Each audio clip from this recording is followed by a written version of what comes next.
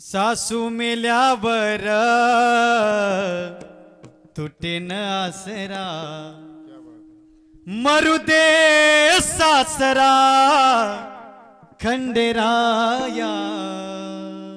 ऐकताय ना, आपल्या घरचा सासरा नाही बरं नाना. मग सासरा आता कोणाला म्हणतात म्हणजे कोणाला म्हणतात, ज्यावेळेस भगवान कृष्ण अर्जुनाला गीता सांगत असताना 16व्या अध्यायामध्ये भगवान कृष्ण म्हणतात, अर्जुना बोला देवा. अर्जुना, ज्याच्याकडे हे 6 गुण आहेत तो साधू, आणि ज्याच्याकडे 26 अवगुण आहेत तो राक्षस. म्हणले सांगा. श्री भगवान वाच, अभयम सत्व संसिद्धिर ज्ञान योग व्यवस्थितम दानम दमस्य यज्ञस्य स्वाध्यायम तप आर्जवम अहिंसा सत्यम क्रोधस त्याग शांतिरपैशुनम दया भूतेशलोलुप्तम मार्दवरेल चापलम तेज क्षमा धृती शौच मद्रीनाति मानिता भवन्ति संपदम दैवी मभिजातस्य भारत दंभो दर्पोभिमानस्य क्रोध पारुष्यमेवच अज्ञानम चापि जातसे पार्थ संपदमासुरीम. दंभो दर्पोभी ह्या पदावर मला बोलायचे. दंभ कशाला म्हणतात? दंभ नावाचा सासरा आहे. दंभ सासरा सांडीन कुपात्रा आईचा जोगवा जोगवा मागन. दंभ. आता दंभ कशाला म्हणतात? ज्ञानोबरांची एकच वही सांगतो म्हणजे सांगा. जेने सत्याचा भोकसा काढिला असत्य तृण कुटा भरिला तो दंभ रुडविला जगीही. म्हणजे सत्य असणार झाकवल्या गेलं आणि झाकल्याला दाखवल्या गेलं याला म्हणतात. सगळीकडे आमचा देव बसलेला आहे तर डोळ्यानं दिसणं आणि नसल्याला जगत दिसल्याशिवाय. आणि माणसं दांभिक लय झालीत आता. दाखवायचं एक, असणं एक आणि दाखवणं. एखाद्या मावशीला म्हणा, मावशी काय महाराज काय तुमचं भाग्य. म्हणजे काय झालं, तुमचा मालक किती मोठा गण लावतोय, काय तुमचं भाग्य. ती मावशी म्हणते, महाराज त्याच्या गंधावर जाऊत नका तुम्ही. काय झालं, येईन दुसरी जाऊन फोटो काढा आणि गरम पंचायतले 12,500 आणले.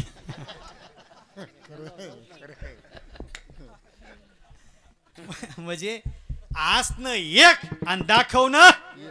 अहो सगळीकडे देव भर. अहो देव रडू लागले अर्जुनाजवळ. म्हणजे काय अर्जुना काय अवस्था झाली. म्हणजे काय झालं, अरे अर्जुना मी कणा कणामध्ये बसलेलो लोक म्हणे देवत नाही. अर्जुना मी नसे ऐसा कौन ठावासे परिप्राणियाचे दैव कैसे जे न देखते माते आत बाहेर मीच कोंदले जग निखळ माझेची ओतले कर्म कैसे आडाले जे देवची नाही म्हणती. विठाला विठाला टाळी टाळी टाळी वाजवा. विठाला विठाला. हो म्हणजे असणं एक आणि दाखवणं एक याला म्हणतात दंभ. आणि खरं सांगू का, तुम्ही संसारात तुम्ही कोणाला बनवाबनी करा. कसं आहे, संसारात खोटं बोलल्याशिवाय जमत, संसारात खरं जमत नाही आणि परमार्थामध्ये खोटं जमत. संसारात जर तुम्ही हरिश्चंद्रराजे झाले मग तुमचं काहीच खरं नाही. आणि तुम्ही जर खोटं बोलून, पाहुणे म्हणतात बरेच पाहुणे पाहिले पण आपला धामणगावच्या पाहुण्याला चॅलेंजच नाही. दोघ ऐकून पैसे घेते आणि मतदान तिसऱ्यालाच करते.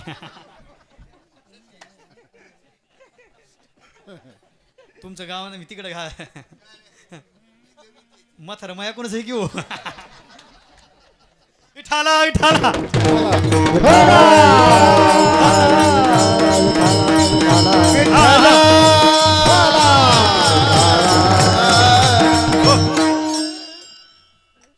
पण ऐका ना, परमार्थात खोटं जमत नाही. संसारात खोटंच बोलावं लागतं. मग खरं बोलून जमत नाही. मी 8वीला होतो आणि 8वीला असताना ना परभणीला दूध विकायला जायचं. मग गिराईक चांगले लागावेत म्हणून निक्क दूध द्यायचं, निक्क न पाणी टाकता. मी सकाळी त्या मुसलमानाच्या घरी आमचा वरव होता, त्यांना निक्क दिलं 5 लिटर न पाणी टाकता. 5 लिटर दिलं आणि संध्याकाळी पैसे आणायला गेलो. म्हणलं द्या पैसे. ते मुसलमानाची बाई म्हणली, बेटा तेरा दूध नाशा. मैंने बोला बेगम तूने भांड्यात नाही घास्या.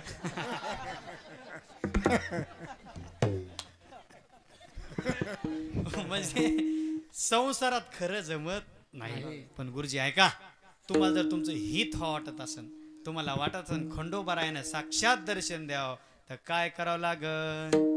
हित व्हावे तरी दंभ दुरी ठेवा, हित व्हावे तरी दंभ दुरी ठेवा,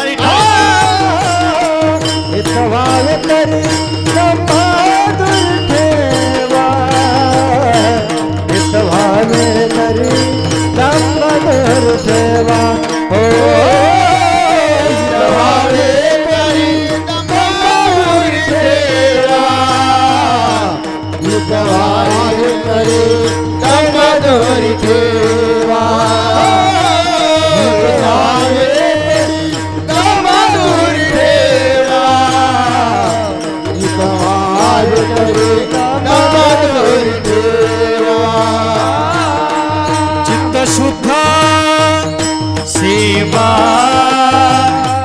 देवाची हे देवाची हे, चित्त शुद्ध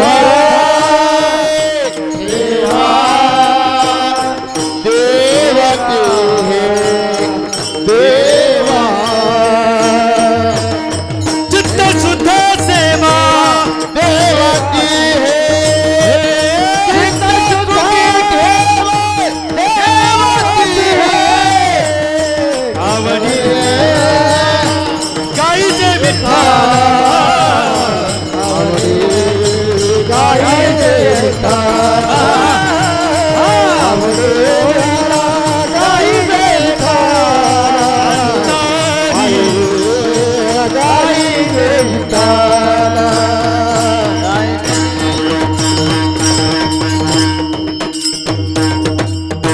शाबास. हित भावे तरी दंभ दुरी ठेवा, चित्त शुद्ध सेवा रे देवाची हेरा. ऐकता ना माय बाप, जोपर्यंत चित्त शुद्ध होत नाही येवोनी गोपाळ. आणि खरंच सांगू एवढा 1.5 मिनिटाचा दृष्टांत घेऊन जा. अंतःकरणातून जर आपण देवाची तपश्चर्या केली, कोणाला दाखवण्यासाठी नाही, फक्त देवा तुझ्यासाठी, तर देव प्रसन्न झाल्याशिवाय राहणार. तशी तळमळ पाहिजे. भेटी लागी पंढरीनाथा आणि जीवा लागली तळमळ. किती तळमळ पाहिजे ऐका बरं माय बाबा. जीवन वेगळी मासुळी, जीवन वेगळी मासुळी, जीवन वेगळी मासुळी, जीवन वेगळी मासुळी, तैसा तुका तारा माळी, तैसा तुका तारा माळी, तैसे झाले माझ्या जीवा, तैसे झाले माझ्या जीवा, माझ्या जीवा, माझ्या जीवा, माझ्या जीवा, हे जीवा. शाबास. चल द्या 4 वाजेपर्यंत. नाही खास जोड लावला आमच्या यजमानाला, बघायचं कामच नाही बरं. गोड आणि पाठांतर हे परबंजीला जर सोडा तर स्वामीजी आता कुठं राहिलं नाही. नाही तर असे पाठांतर बापा बघायचं कामच नाही. मुंबईला गेलो तिथं हरिपाठ चालू होता. माय जगन्नाथ बाप भगुन्यात,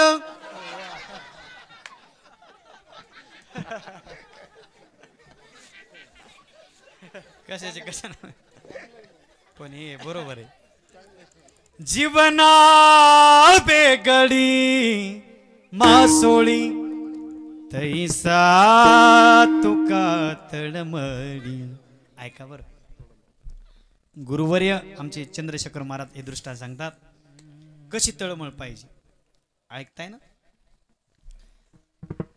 एक माणूस पैठणला आला आणि पैठणला कशासाठी आला? एकनाथ महाराजांच्या घरी 36 वर्ष पांडुरंगाने सेवा केली आणि मग मला सुद्धा पांडुरंगाचं दर्शन व्हावं म्हणून तो माणूस पैठणला आला. आणि आल्याच्या नंतर एकनाथ महाराजच्या पाया पडला. महाराज काय बाबा, तुमच्या घरी देवाने 36 वर्ष काम केलं. म्हणले हो. तुम्हाला दर्शन झालं देवाचं? म्हणले हो.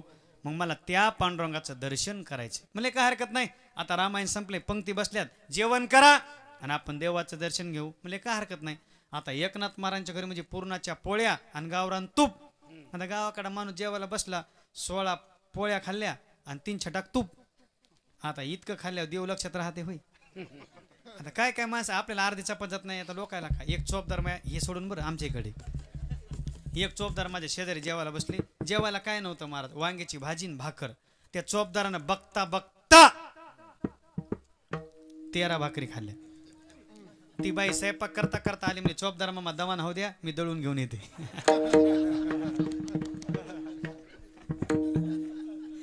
ऐका,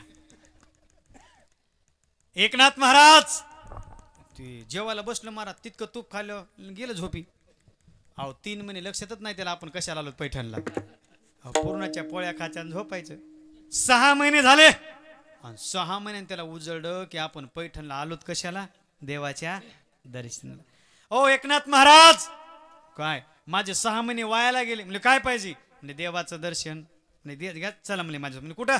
गोदावरीवर आले. एकनाथ महाराज हाताला धरलं, कमरा इतक्या पाण्यात गेले. एकनाथ महाराज म्हणजे यामध्ये, आणि तो माणूस मध्ये आला. आल्याच्या नंतर म्हणजे देवा दर्शन घ्यायचं. म्हणले हो. म्हणले डोळे झाका. झाकले त्या माणसाने डोळे, आणि जसे डोळे झाकल्यावर एकनाथ महाराज त्याच्या डोसक्याच्या केसाला धरलं आणि पाण्यामध्ये बुडवलं. जसं बुडवलं मला 1.5 मिनिटं त्याला दाबून धरलं आणि तळमळ तळमळ करू. एकनाथ महाराज मिठी जरा सहल केली. तो धावत धावत काठावर गेला, दगड उचलला आणि एकनाथ महाराज धावला. म्हणले महाराज देव दर्शन करता का? देव आज्ञा करता माझी इथं. एकनाथ महाराज म्हणले सोन्या, माझ्या एकाच प्रश्नाचं उत्तर दे. काय? मी तुला पाण्यात बुडवलं, तुझ्या मनात काय होतं? म्हणले काय असणार आहे महाराज, कधी एकदा या पाण्याच्या बाहेर येतो एवढंच माझ्या अंतःकरणात होतं. एकनाथ महाराज म्हणले सोन्या, तसं कधी एकदा देव भेटतो, मनाची तळमळ झाल्याशिवाय देव भेटत नाही. भेटी लागी जीवा लागले से आस, भेट लागी जीवा लागले से आस, पाहे रात्र दिवस, पाहे रात्र दिवस वाट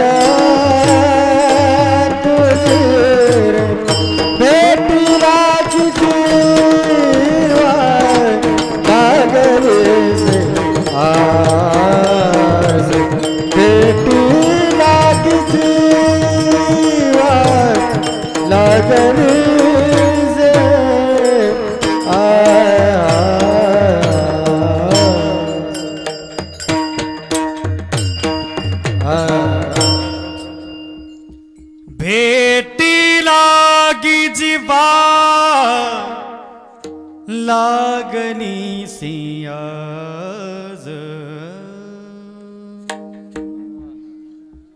कई बिरडे फिटेन, कई तो स्वामी भेटेन.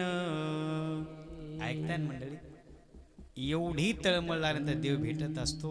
ज्या दिवशी अंतःकरणातला दंभ गेला त्या दिवशी देवाची भेट होत असती. सासरा मरू दे म्हणजे माझ्या अंतःकरणातला दंभ जाऊ दे. आलं लक्षात? सासू म्हणजे कल्पना आणि सासरा म्हणजे दंभ. म्हणले झालं का? नाही म्हणले आता एकच राहिले. म्हणले काय राहिले?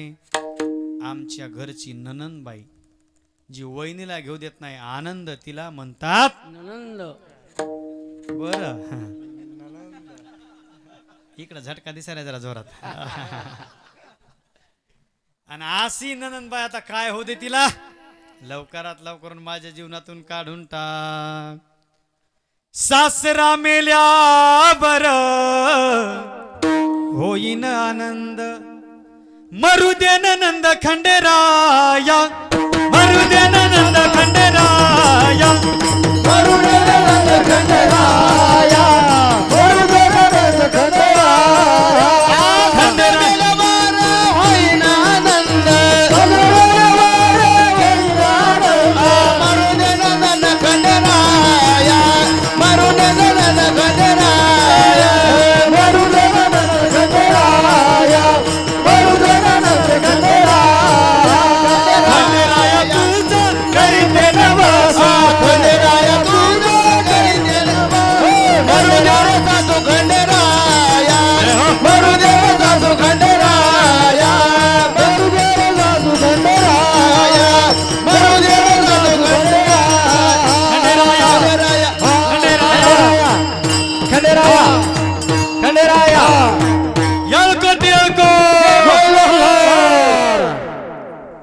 सासरा मरता होईन आनंद मरू दे नंद खंडेराया.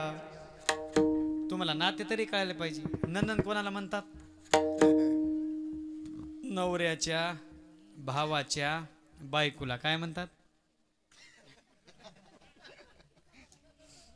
हा या नंदन कोणाला म्हणतात? नवऱ्याच्या भावाच्या.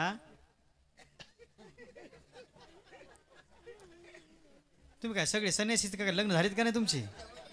हा कोणाला म्हणतात नंदन? तसं नाही. मला म्हातारा 1 लाख रुपये पगार सुरू करायला पाहिजे. विठाला विठाला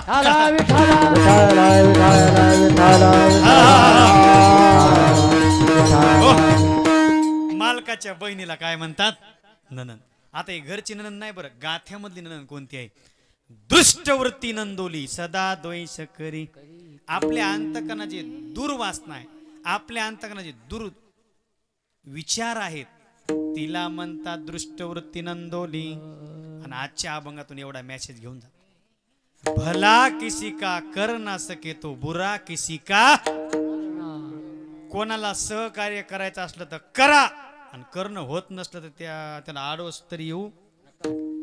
आता मानव जातीला एक जातानी मेसेज घेऊन जा. निंदा किसी की मत करना, कोण्याही जीवाचा न घडो. आता आपल्याला अशी सवय लागली, 2 माणसं वट्यावर बसले ते काय रामायणातले भागवतातले गप्पा मारित नाही. तुम्हाला माहिती आहे का काय? असं म्हणू नये. ऐकताय ना? मानव जातीचे माणसं का मागे राहिले? याला असं म्हण, त्याला माणसं मागचे गेले पुढं, आणि हे इकडंच. एक मेसेज घेऊन जा. क्या हुआ? एक आदमी कोयल के पास गया. कोयल बोले तो सुंदर गाना गाना रे. एक आदमी कोयल के पास गया और बोला, कोयल तो कितना अच्छा गाना गाती है, लेकिन तेरा रंग काला ना होता तो कितना अच्छा होता. वही आदमी समुंदर के पास गया. समुंदर, तेरे में कितना गहरा पानी है, लेकिन तो खारा ना होता तो कितना अच्छा होता. वही आदमी गुलाब के पास गया. गुलाब तो दिखने में कितना सुंदर है, लेकिन तेरे पास ये कांटे नहीं होते तो कितना अच्छा होता. वो आदमी घर आया, पानी पिया, बैठा. उसके बाद कोयल, समुंदर और गुलाब तीनों मिलकर उस आदमी के पास गए और बोले, आदमी, दूसरियों की कमियां देखने की तुझ में आदत ना होती तो तू कितना अच्छा होता. म्हणून आपल्या जीवनामध्ये दुष्टवृत्ती जी आहे आपल्या अंतःकरणात, ती निघून गेल्याशिवाय देवाची प्राप्ती होणार नाही. म्हणून आमचे इंगळे महाराज सांगायचे, दुसऱ्याचं वाटोळ करायला गेल्या मग आपलंच वाटोळ होते, है का नाही? म्हातारे दुसऱ्या करता खड्डा खाल्ला की मग कोणाला पडावं लागतंय? नवरा बायको घरी, आणि घरी सासूबाई. पत्नी म्हणली, मालक तुम्ही कामाला जाता, तुमच्या आईचं माझं जमत नाही, एक तर आईला घरी ठेवा, नाही तर मी जाते, नाही तर मला राहू द्या, आईला काढून द्या. आणि ते म्हणजे दोघं संगमंग राहणं. म्हणजे मग तुमची आई जर घरी ठेवायची असन तर मी माझ्या आईला घेऊन येते, मला आणती म्हातारी इकडे जाता. झाला 2 म्हातारे घरी एकटं कामाला. पण हिची बायको लय चॅप्टर होती. गरम गरम चपात्या स्वतःच्या आईला आणि शिळे तुकडे सासूबाईला. सासू गेली वाळून, हिची आई झाली डबूची डबू. हे मला होय ग, तुझी माय तर लय सुधरायली आणि माझी माय तर वाळून चालली. म्हणजे तुमची माय काय खातच नाही, अशी म्हातारी घरी नसलेली बरी. पलीकडं गंगा आहे, गंगेच्या पलीकडे हिरे, हिरीत नेऊन टाका आणि मोकळं व्हा. हे मला कधी? म्हणजे रात्री 12 वाजतात, काळ वेळ नाम. आणि हे मला जाग येत नाही ना. म्हणजे काय चिंता करू नका, तुमची म्हातारी बाहेरच झोपलेली असती, मी 12 वाजता उठीते, तुम्ही उचलून टाका. मला राईट झालं. हिनं 6 वाजता जेवण केलं, पण दुसऱ्याचं वाटोळ केलं, आपलंच वाटोळ होते. जेवण केलं, सालन गर्र झोपली. मालक बी झोपला ना, 8 वाजता उठला. आणि उठल्याच्या नंतर आतमध्ये गेला सासूबाईकडे. सासूबाई, तुम्हाला आतमध्ये झोपा वाटते? सासू म्हणजे काय सांगा जावाई, आत गरमत आहे, करमत नाही मला तर बाहेर तुमच्या आईच्याच बाजावर झोपा वाटते. मग असं करा, आजच्या दिवस आईच्या बाजा झोपा, आईला मध्ये झोपीते. म्हणजे म्हणले जावाई तुमचं आयुष्य वाढन. ते मला आता वाढणारच आहे. आईला मध्ये झोपिलं, सासूबाई बाहेर झोपिली, अंगावर रग टाकली. बरोबरीची बायको 12 वाजता उडा कशाला, म्हातारी उचला. ते मला उचलत नाही, मी उचलून देते. झालं, हिनं हिचीच माया उचलली, नवऱ्याच्या डोक्यावर दिली, इरीत नेऊन टाकली. वापस आले, कुटाणा केला तर गपची बसावणं. पण बाया गपची बसत नाहीत. माणसं म्हणजे भजे आणि बाया म्हणजे पापुडे. तुम्ही किती भजे खा, दाताचा आवाज होतच नाही. एक पापुडी खा, कुरकुर कुरकुर झालं. सकाळ झाली. सकाळी महाराज उठली, कुटाणा केलं, गपची बसा. उठल्यानंतर डेरा घेतला, डेऱ्यात दही टाकलं, दह्यात पाणी टाकलं, पाण्यात रवी टाकली आणि रवी टाकून सकाळी सकाळी गाणं म्हणू लागली. काय गाणं म्हणू लागली? ताक करते घरात सासूबाई गेली पुरात. ताक करते घरात सासूबाई गेली पुरात. नवरा म्हणला बायको तर लईच गाणी म्हणाली. त्यानं बकेट घेतलं, म्हशीत दूध काढलं. म्हशीत दूध काढता काढता गाणं म्हणू लागलं. काय गाणं म्हणू लागलं? धार काढतो दारात पठ्याची आय हाय घरात. वा, हे कशामुळे झालं असं? म्हणून कोण्याही जीवाचा न घडो विठोबा रखुमाई.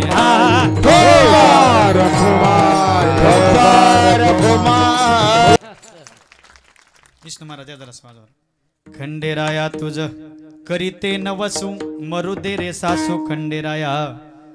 आणि शेवटला जनाबाईनं सांगितलं देवा जनी मन खंड्या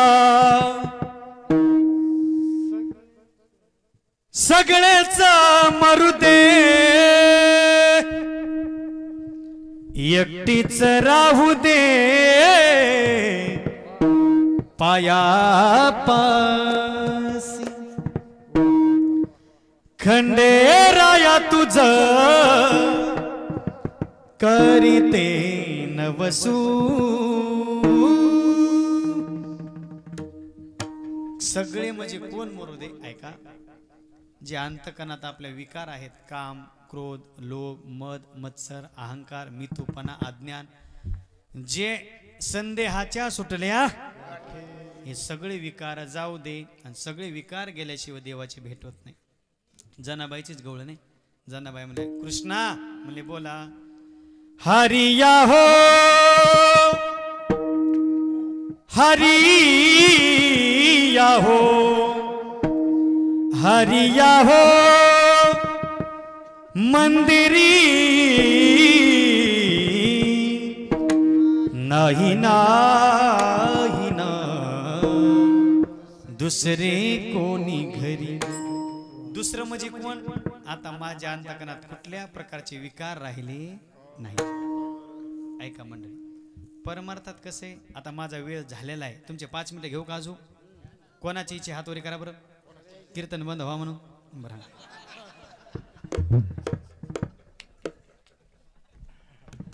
परमार्थामध्ये ज्ञानाचा अहंकार झाला, नवल अहंकाराची. आणि अज्ञानात तर देव आठवतच नाही. म्हणजे परमार्थात ज्ञानाचा अहंकार झाला तरी घातक आहे. ज्ञानाचा अहंकार कसा असतो? शेतकरी माणूस शेताला निघाला आणि निघाल्याबरोबर येड्या बाबेचा काटा मोडा. कोणता? येड्या. लंगडत लंगडत शहाण्या बाबे झाडापाशी गेली. मग ती शहाण्या बाबे झाडा काढला आणि पायातला येड्या बाबेचा काढून टाकला. आता दोन्ही काटे फेकून द्यावा ना. हे म्हणला नाही नाही, शहाणा काटा ते शहाणाच काटा वरच्या बनीच्या खिशात ठेवला. शेतात काम झालं, सगळं झालं, आत तरी टाकून द्यावं. तसाच काटा. घरी आला तसाच काटा. झोपला, इकडे अंगाडाव इकडे अंगाडाव होणं आणि खिशातल्या काट्यानं पोटामध्ये जाणं. ॲम्ब्युलन्स म्हणजे औरंगाबाद, पुणे, मुंबई. शहाण्या काट्यानं कुठं नेलं? मुंबई. त्याला ॲडमिट केलं, ऑपरेशन थिएटरमध्ये नेलं. डॉक्टर बाहेर म्हणजे सोबत कोण आहे? पत्नी सोबत होती. म्हणजे डॉक्टर साहेब मी पत्नी मीच सांगाय त्यांच्या.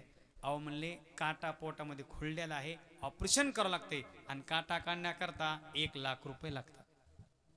मालकीनबाईचं डबल EMI झालेलं होतं. मालकीनबाई सांगितलं डॉक्टर साहेब 1 लाख रुपये नाही 2 लाख रुपये घ्या, पण आमच्या मालकाचा काटाच काढा.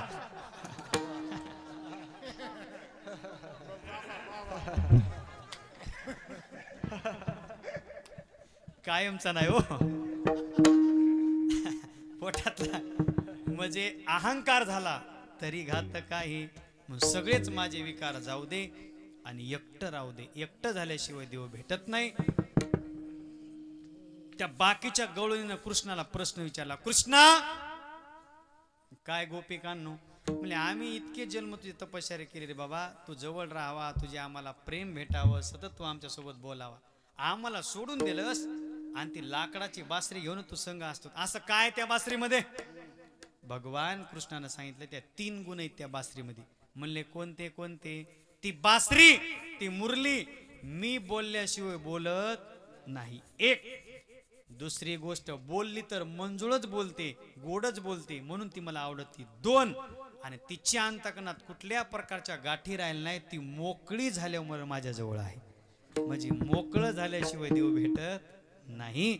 मग सगळे विकार घालवणे म्हणजे खंडेराया तुझं करीते नवसू, जनी म्हणे खंड्या सगळेच जाऊ दे, म्हणजे अंतकरणात ते विकार जाऊ दे आणि मला तुझी प्राप्ती होऊ दे.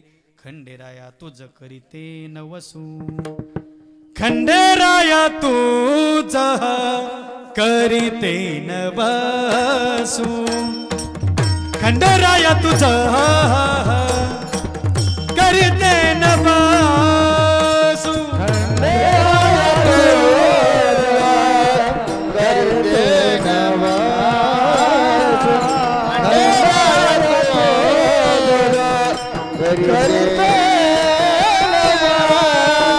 मरु तेरे सासू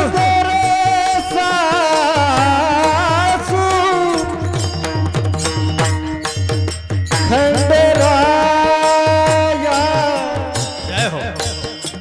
मरु तेरे सासू खंडेराया मरु तेरे सासू राधे राधे. मरु तेरे सासू मरु तेरे सासू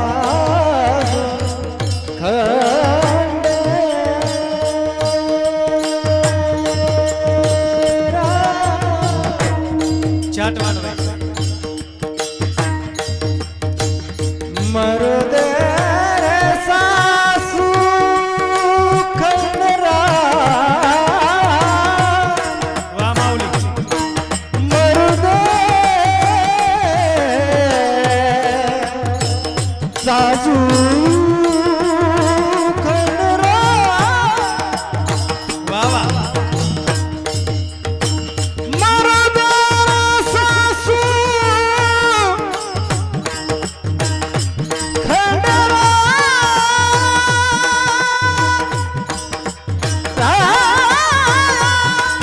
राधे राधे.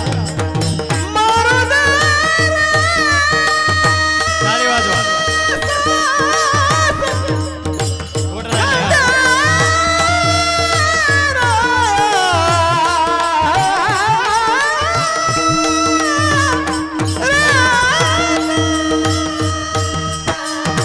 असं.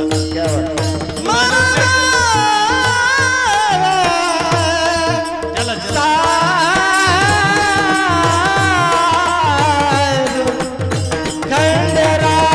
खंडेर सासू, हा. खंडेराया खंडेराया खंडेराया.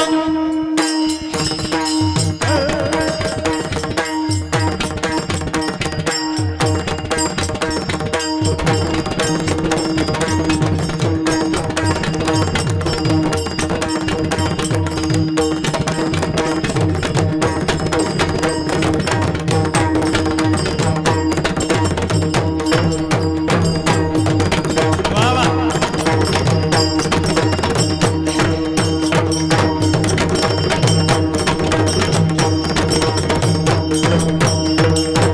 टाळी टाळी.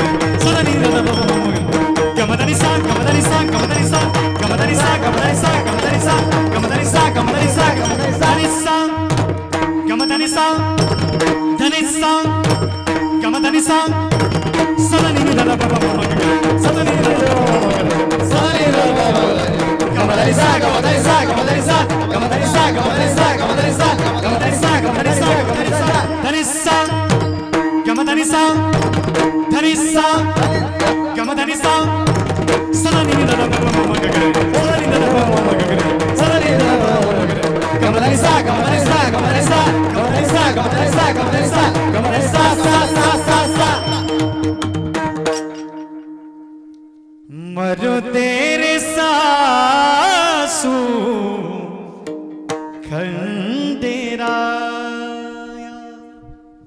खंडेराया तुझ करीते नवसू